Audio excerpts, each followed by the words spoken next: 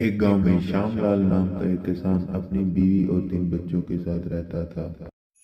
श्यामलाल दिन भर खेतों में काम करके अपने बीवी और बच्चों का पेट पालता था। लेकिन उसके तीनों बेटे आलसी और कामचोर थे, जो गांव में सारा वक्त ऐसे ही जाया करते थे।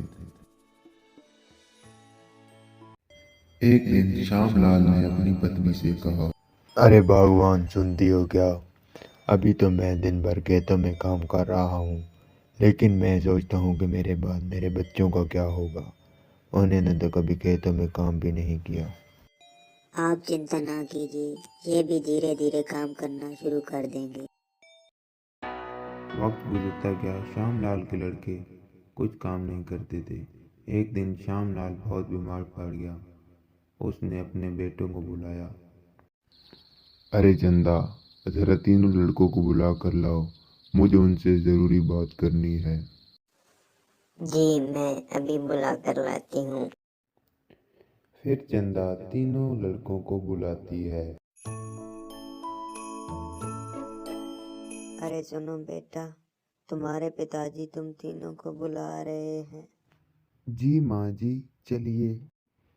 फिर वो तीनों लड़के पिता के पास आ जाते हैं। जी पिताजी, आपने हमें बुलाया, बोलिए क्या बात है।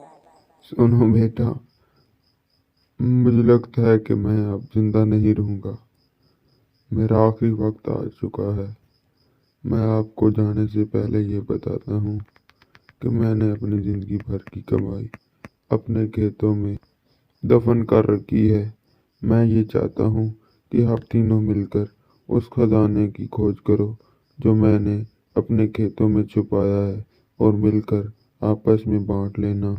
श्यामलाल की ये बात सुनकर लड़के बहुत खुश हुए, और कुछ समय बाद श्यामलाल की मृत्यु हो गई। और श्यामलाल की मृत्यु के कुछ अर्सा बाद उसके लड़के खेतों में छुपे खजाने की खोज में निकले।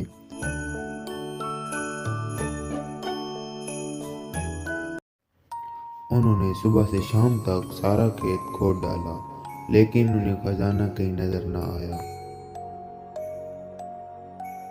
लड़के घर वापस आकर माँ से ये कहते हैं, माँ, पिताजी ने हमसे झूठ बोला, उस खेत में कोई खजाना नहीं है।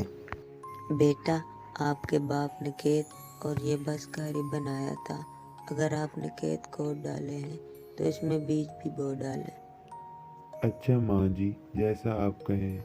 लड़कों ने माँ के कहने पर खेत में बीज बो दिए और इसकी देखभाल करते रहे। कुछ ऐसे बाद उनकी खेतों में बहुत अच्छी फसल तैयार हुई। फिर उन तीनों लड़कों ने फसल को काट कर बाजार में बेचने के लिए ले गए, और उन फसल से उन्हें बहुत नफा हासिल हुआ, और वो पैसे लेकर अपनी माँ के पास आए और अपनी माँ से ये कहने लगे, ये लो माँ, ये पैसा हमने फसल बेचकर कमाया है। लड़कों की ये बात सुनकर चंदा बहुत खुश हो जाती है और कहती है, बच्चों, तुम्हारी मेहनत ही असल खजाना है। तुम्हारे बाप यही बात समझाना चाहते थे। इस कहानी से हमें ये सबक मिलता है कि हमें सुस्ती और कायली को छोड़कर हमें मेहनत करनी चाहिए। मेहनत ही इंसान का असल खजाना है।